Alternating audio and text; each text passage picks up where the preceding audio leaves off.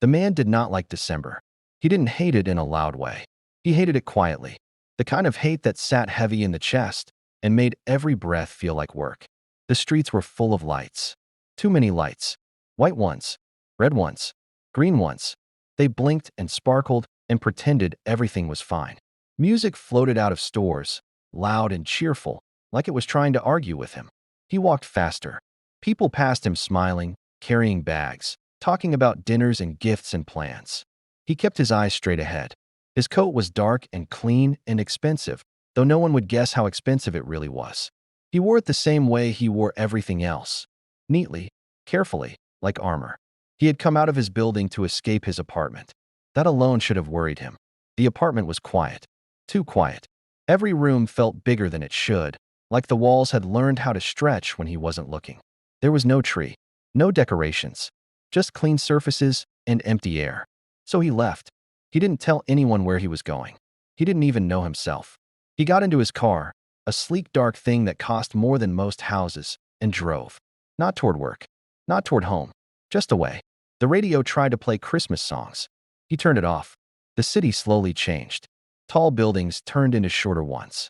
Busy streets turned into quieter roads. His phone buzzed once, then again. He ignored it. His hands were tight on the steering wheel. His chest hurt in a dull way, like a bruise that never healed. He told himself it was just another day, just another December day. But his body didn't believe him. The car made a sound, a small sound at first, a clicking noise, sharp and wrong. He frowned. No, he muttered, like the car could hear him. The sound came again. He slowed down, looking around. The street was unfamiliar. Old houses, bare trees, snow piled along the sidewalks in gray, dirty heaps. No office buildings, no crowds. The car clicked again, louder this time. He pulled over. The engine shuddered once and went silent. He sat there, hands still on the wheel, staring ahead. The street was quiet. Too quiet. The kind of quiet that made thoughts grow louder. He let out a slow breath. Of course, he said. His phone screen was black when he picked it up. Dead. He leaned his head back against the seat and closed his eyes for just a second. That was when he saw the lights. They were impossible to miss. Across the street, down a little ways, sat a small diner. It looked like it had been attacked by Christmas, and Christmas had won. Lights were everywhere, wrapped around the windows, around the door, along the roof. They blinked and glowed like they were proud of it. A wreath hung crookedly on the front.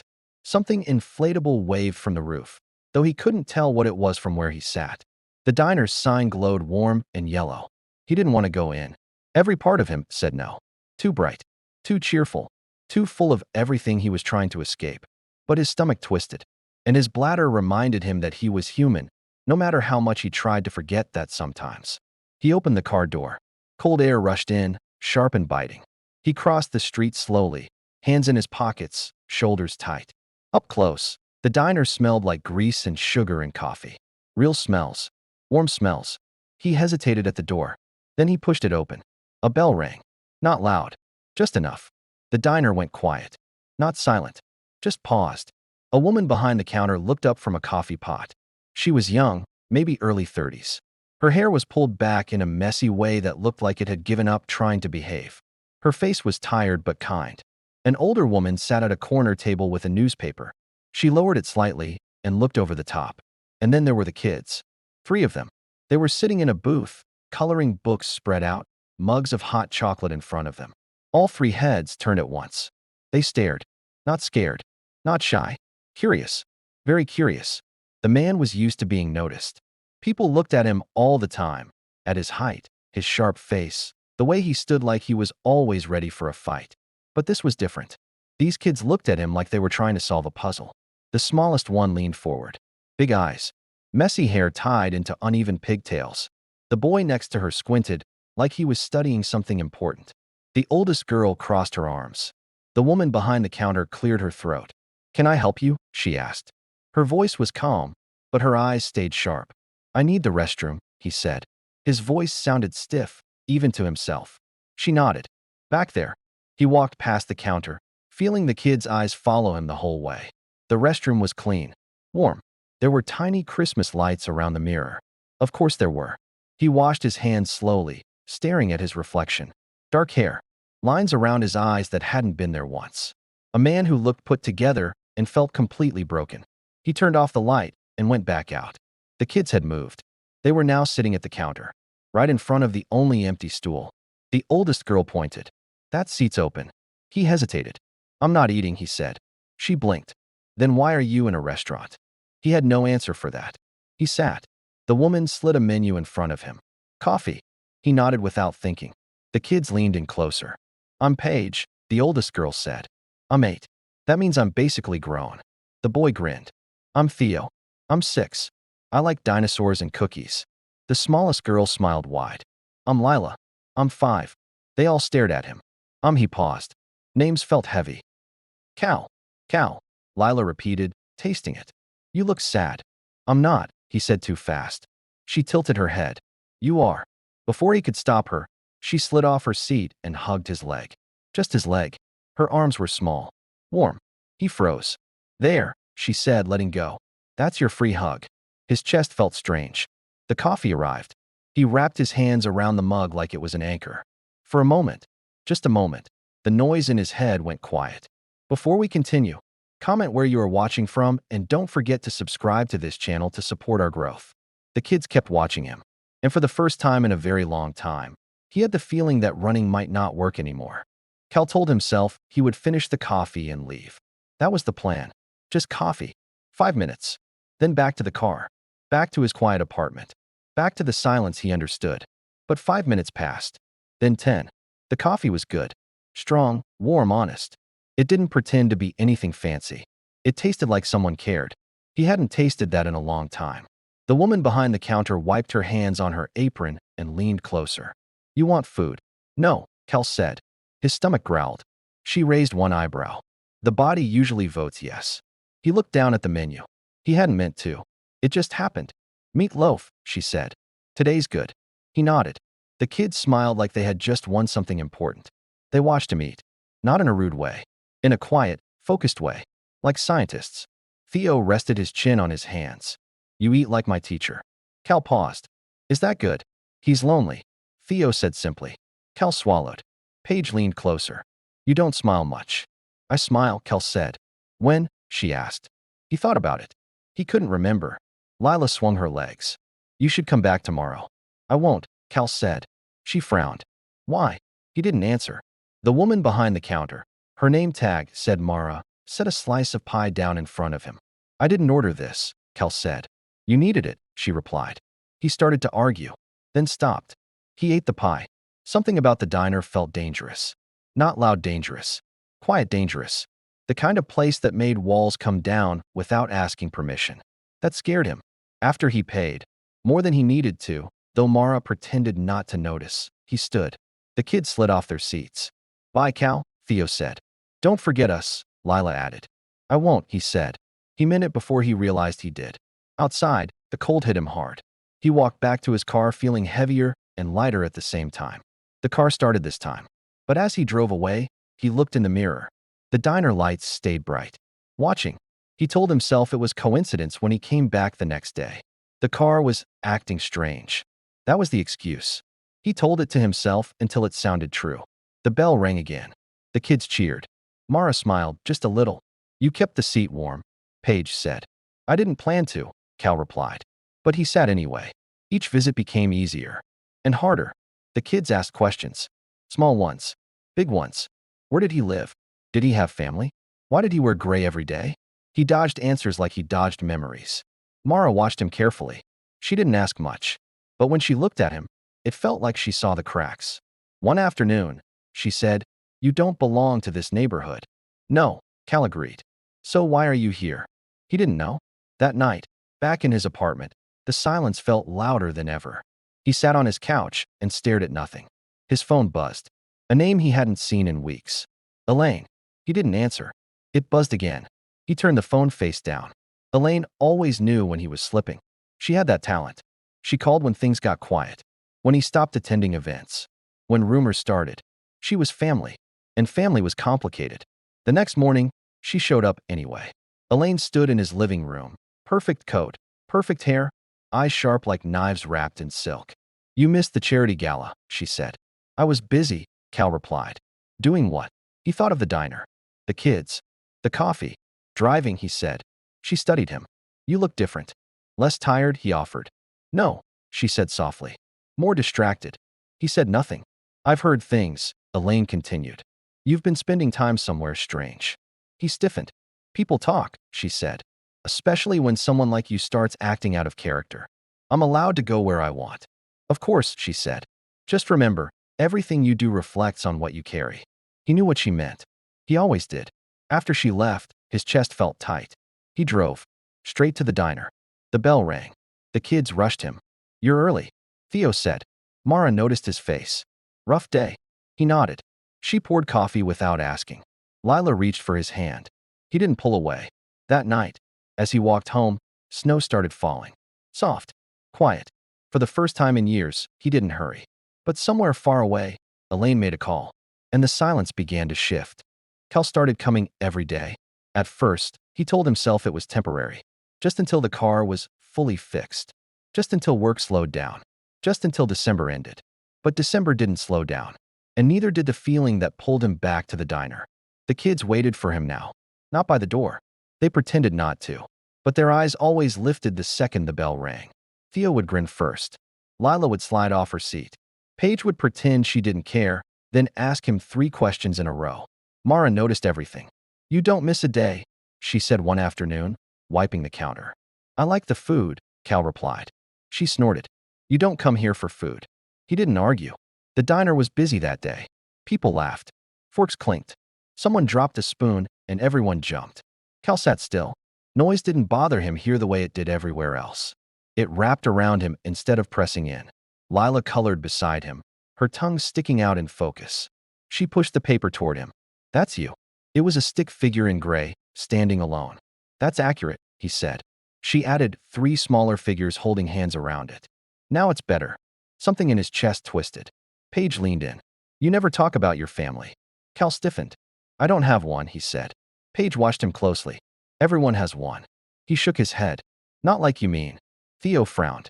Did they go away? Cal didn't answer. Mara interrupted gently. Kids. They backed off, but not far.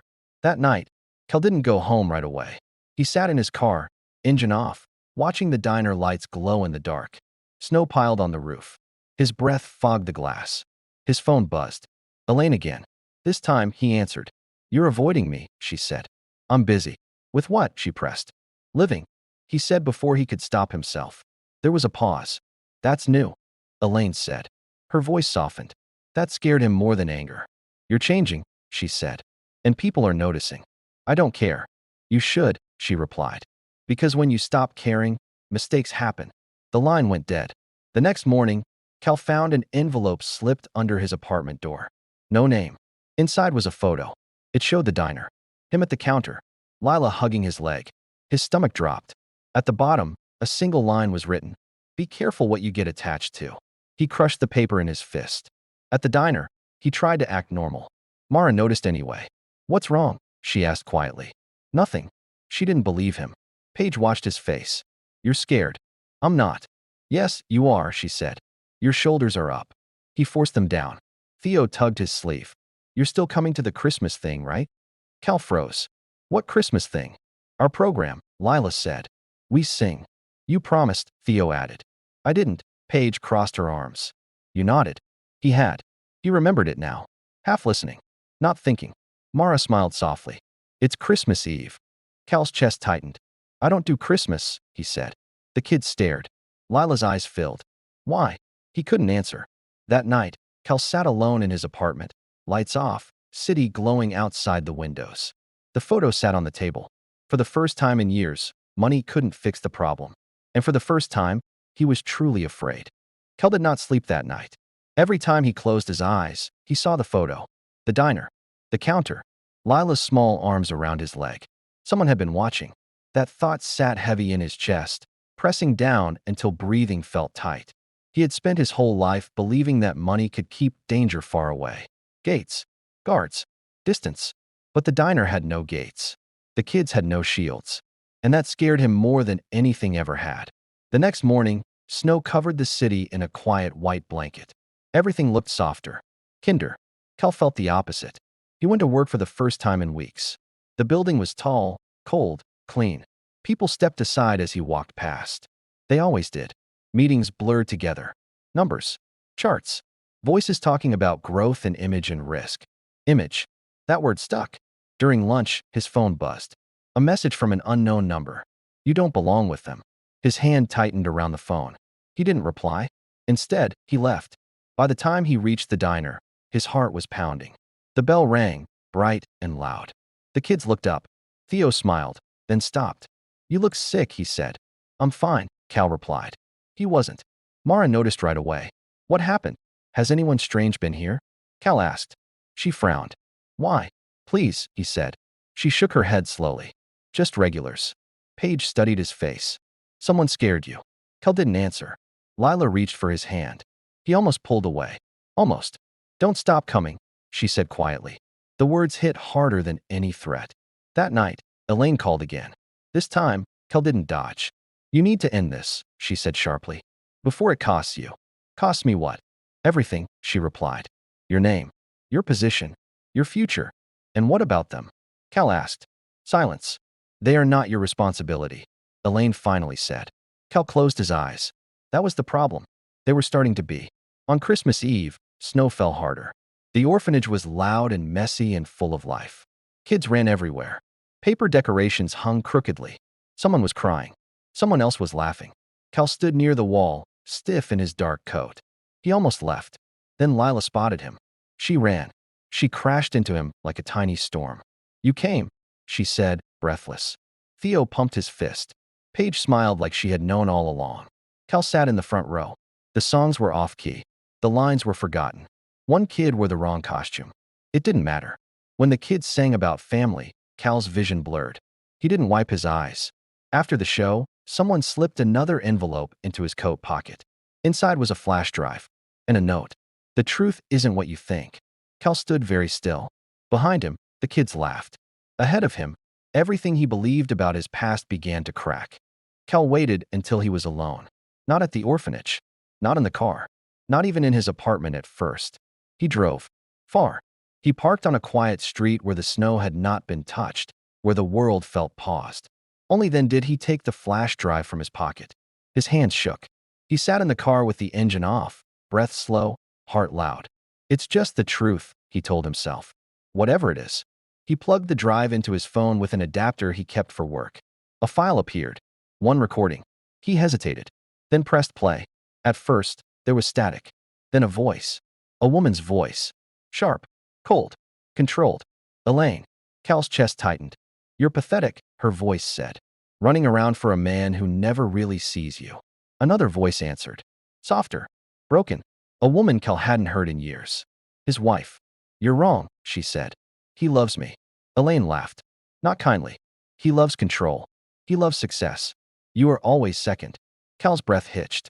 The recording continued. Words he had never known. Cruel words. Words meant to hurt. Words spoken on the night his wife left the apartment crying, upset, shaking. On the night she never came home. When the recording ended, the car was silent. Cal didn't move. For 3 years, he had carried the blame like a stone inside his chest. He had told himself he failed, that he hadn't been there enough, that he had driven her away. But he hadn't. Someone else had pushed. Slowly, carefully, on purpose. Cal rested his forehead against the steering wheel. And for the first time since that night, he cried. Not quietly, not neatly. He cried like someone who had finally reached the end of holding everything in. The world didn't stop. It never does. Phones rang. News spread. Questions were asked. Elaine tried to deny it. Then the recording surfaced. Then more people spoke. And suddenly, the truth had teeth. Investigations started. Lawyers moved fast. Elaine disappeared from Cal's life the same way she had controlled it for years, quietly, and then all at once. Cal didn't watch the news. He went to the diner. The bell rang. The kids ran to him. You're late, Theo said. Lila hugged him tight. Paige looked up at his face and went very still. You found out something. Cal nodded. Mara watched him carefully. Do you want coffee? Yes, Cal said. Please. He told them everything. Not the business parts. Not the money. Not the headlines. Just the truth. That he had loved someone deeply. That he had lost her. That he had been living in blame that was never his to carry. Mara listened without interrupting. The kids didn't say much. When he finished, Lila climbed into his lap without asking. That wasn't your fault, she said simply. Theo nodded. Bad people do bad things. Paige added, good people still get hurt. Cal closed his eyes. Something inside him finally let go. After Christmas, Cal made choices. Real ones. He stepped away from the company he had built his whole life around. Not because he hated it, but because it was no longer everything. He created something new. A foundation. One built to help people who had been pushed down when life got hard. People who needed second chances. He named it after his wife. Not to hold on to pain, but to turn love into something that lasted. Mara went back to school. The diner stayed open. The kids stayed exactly the same. Loud, curious, impossible. Cal stayed too. One afternoon, Paige asked him a question that changed everything. Why do you leave every night? Cal blinked. Because I live somewhere else. She nodded slowly. But you belong here. That night, Cal sat alone in his apartment for the last time. He packed quietly. Spring came. The trees changed. The paperwork took time. But one bright morning, 3 children stood in a small office holding hands too tight. Cal knelt in front of them. This doesn't change who you are, he said. It just means I get to be here forever. Theo grinned. So can I call you Dad? Cal swallowed. Yes, he said. You can. Lila hugged him so hard he laughed. Paige wiped her eyes and said, we adopted you first, you know. He smiled. I know. The wedding was small. The diner was full. The lights were bright. Cal wore a blue suit. Not gray. Never gray again. He stood beside Mara, holding her hand, while 3 kids watched proudly. The snow fell softly outside.